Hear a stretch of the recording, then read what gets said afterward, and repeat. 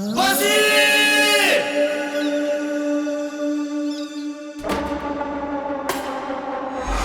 ಜಗತ್ತು ಶೂನ್ಯದಿಂದ ಹುಟ್ಟಿರುವುದೇ?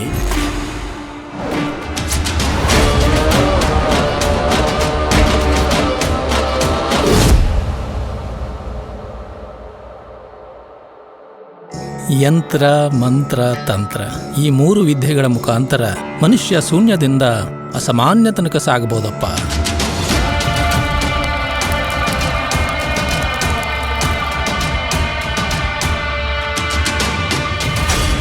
ಜ್ಞಾನದಂಡೆದಾಗ ಜಳಕ ಮಾಡಿ ಜಡಿ ಮೈಗೆ ಕಾವು ಕೊಟ್ಟು ಹಂಗಂಗ ಬೋಗಕ್ಕೆ ಜಡೆ ಅಣದು ಗಾಳಿಯಾಗ್ ತೇಲೋ ದೇಹ ಆಗ್ಬೇಕು ಅಂತೀರಿ? ಈ ಭೂಮಿ ಮೇಲೆ ಎಲ್ಲರೂ ಕೂಸುಗಳಾಗಿ ಹುಟ್ಟಿ ರಾಸುಗಳಾಗಿ ಬೆಳೆದು ದಾಸುಗಳಾಗಿ ನಡೆದು ಮತ್ತೆ ಮಾಸುಗಳಾಗಿ ಬೆರೆತು ಹೊಕ್ಕಾರಪ್ಪ. ಪಿತ್ಗಿತ್ತಾಯ್ತೇನೋ? ಹುಳಿ ಪಳಿ ತಿಂದಿ?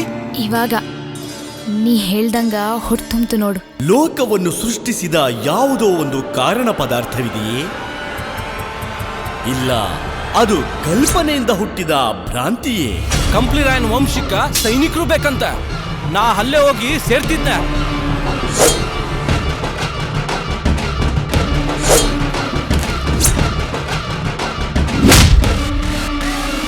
ನಮ್ಮಪ್ಪ ನನ್ನ ಭಾವಿನ ಕಾಪಿ ಮಾಡಕ್ ಕುಂತಾನ.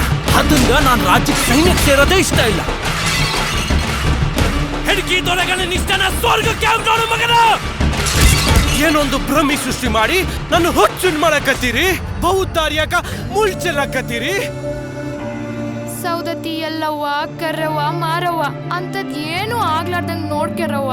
ಜ್ಞಾನವು ತನ್ನಿಂದ ತಾನೇ ಪ್ರಕಟವಾಗುವುದೇ ಅಥವಾ ಇನ್ನೊಂದು ಜ್ಞಾನದ ಮೂಲಕ ಅದು ಅರಿವಿಗೆ ಬರುತ್ತದೆಯೇ?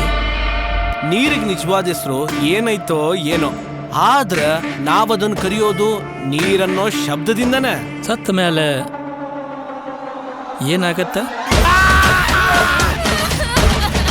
ಸತ್ಮೇಲೆ ಏನಾಗುತ್ತಾ? ಯಮ್ಲೋಕಕ್ಕೆ ಹೋಗ್ತಾರ. ಸತ್ತ ಮೇಲೆ ಏನಾಗ್ಬೇಕಂತ ತಿಳ್ಕೊಬೇಕಂತಂದ್ರ ನೀನ ದೇವ್ರ ಮಗನ ಆಗ್ಬೇಕ.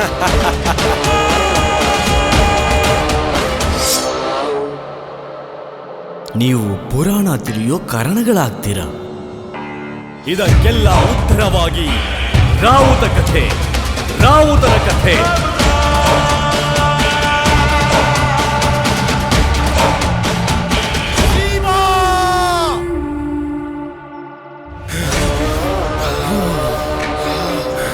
ಏನಾಯ್ತು ಮಾರದ್ರಾಗ?